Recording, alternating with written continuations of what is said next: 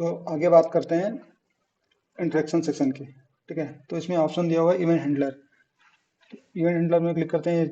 ये सेक्शन हम लोग ऑलरेडी कवर कर चुके हैं, बट जो इवेंट है वो कंपोनेंट के हिसाब से चेंज होते रहते हैं।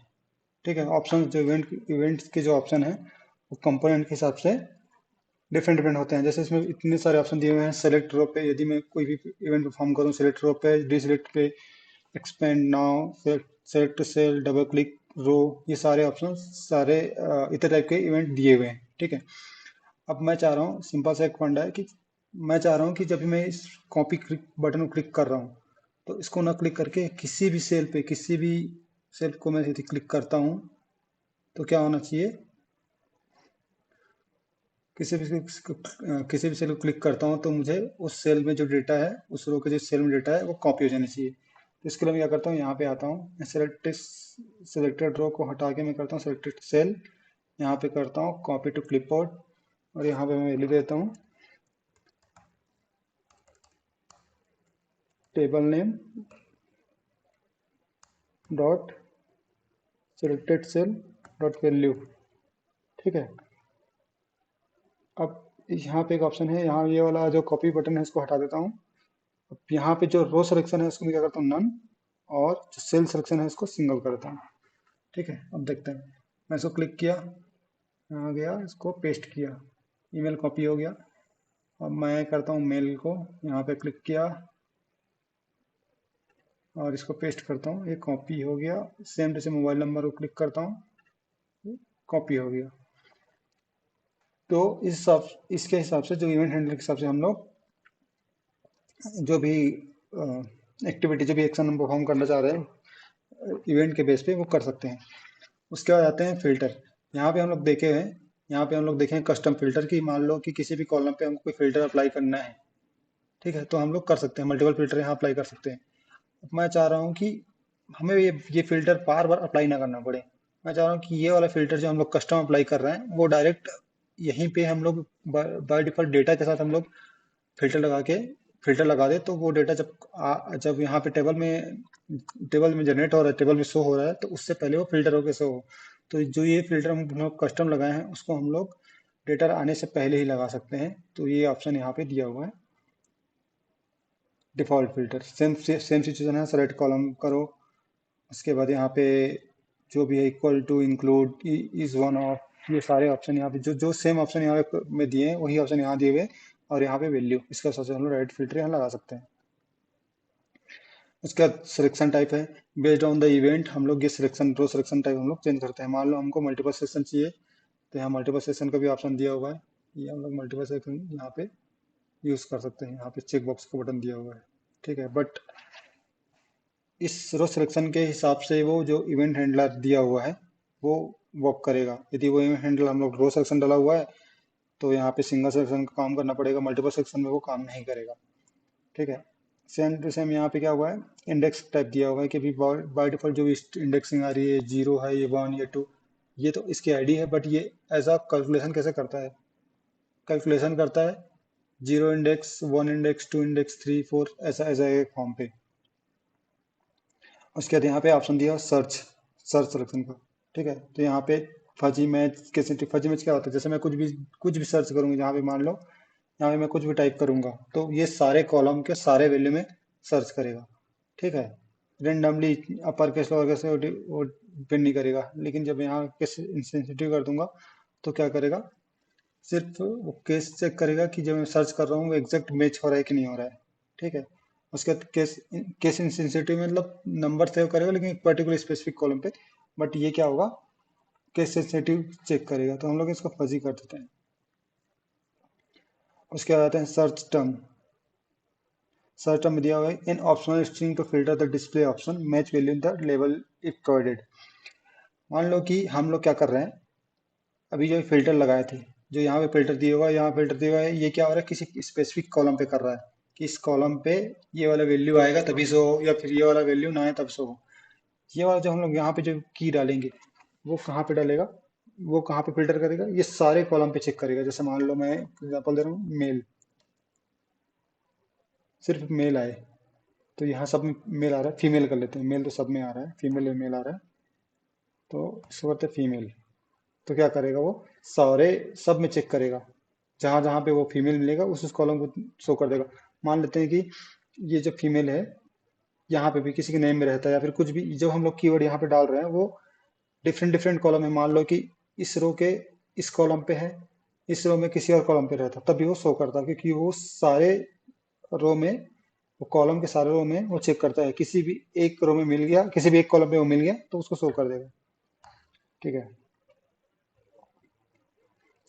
अब आते हैं अपीयरेंस सेक्शन में।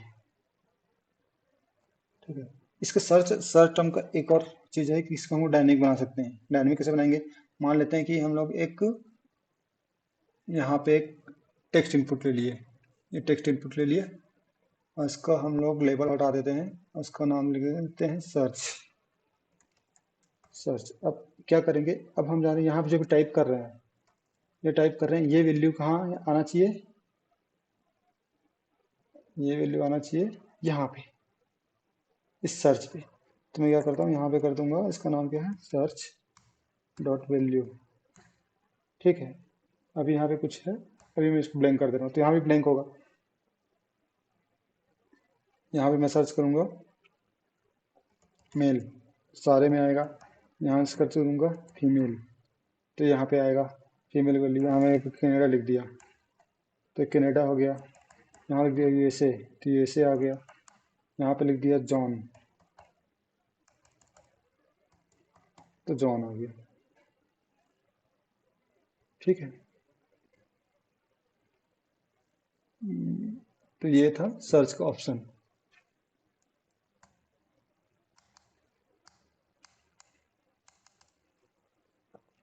उसके बाद आते हैं अपीयरेंस।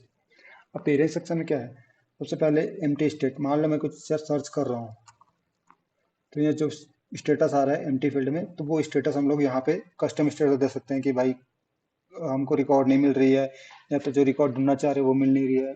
ये अपने कस्टम में से सेट कर सकते हैं। उसके बाद आते हैं इस टेबल का हाइट एंड विड्थ सेट करना।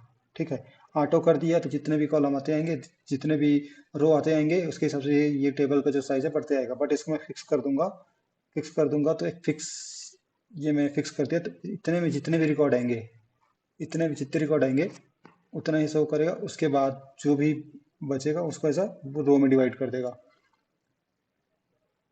सर रो में डिवाइड नहीं करेगा, उसके बाद वो हाइड कर देगा। ठीक है, इसमें एक ऑप्शन है पेजिनेशन का भी ऑप्शन दिया हुआ है। ये पेजिनेशन का यहाँ पे ऑप्शन दिया हुआ है कि मान लो एक रो में 5 दिखा रहा है तो 5 ही आएगा, 4 है। जी, यहाँ पे पेजिनेशन का ऑप्शन दिया हुआ है। यहाँ पे पेज साइज दे दे रहे हैं। ठीक है, इसके बाद आते हैं रो हाइट। रो हाइट अभी क्या है, इस रो का हाइट यहाँ पे 48 पिक्स दिया हुआ है, इसको स्मॉल कर सकते हैं।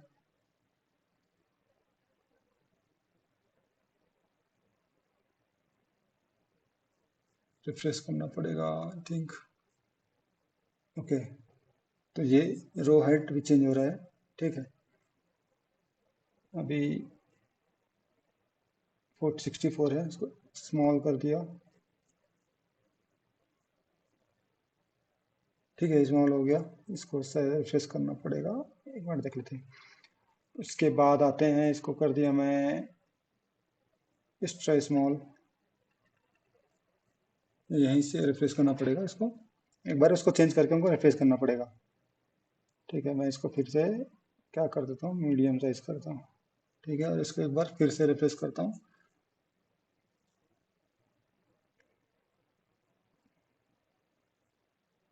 तो स्मॉल ही है, मीडियम।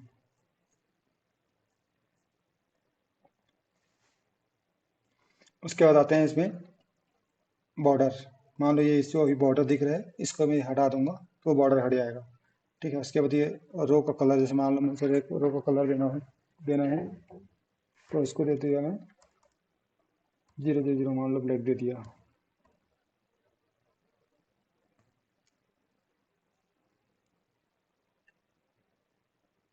ऐसा एरे देना पड़ेगा जितने भी रो है उस हिसाब से। ठीक है,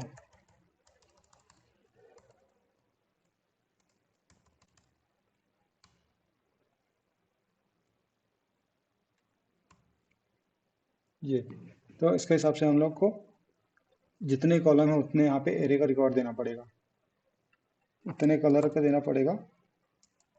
इससे मैं ऐसे कर दिया।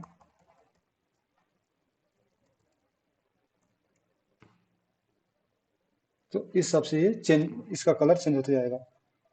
वहीं पे हम लोग यहाँ पे मार्जिन सेट कर सकते हैं। अभी जो भी मार्जिन दिया हुआ है अभी नॉर्मल है, इसको नन भी कर सकते हैं। नन करेंगे इसका मार्जिन बढ़ जाएगा। यहाँ पे स्टाइल का ऑप्शन दिया हुआ है जो हम ऑलरेडी देख चुके हैं। इसका बॉर्डर का कलर क्या होगा, बॉर्डर रेडियस होगा नहीं होगा, ये सारा ऑप्शन यहाँ पे दिए हुए हैं। तो ये था table table component. Next video में हम लोग देखेंगे कि हम लोग टेबल से कैसे फॉर्म बना सकते हैं। जो हम लोग फॉर्म लास्ट वीडियो में हम लोग फॉर्म के बारे में पढ़े थे, जो हम लोग कस्टम बनाए थे फॉर्म को, उसको हम लोग टेबल्स कैसे बना सकते हैं। Okay, thank you for watching.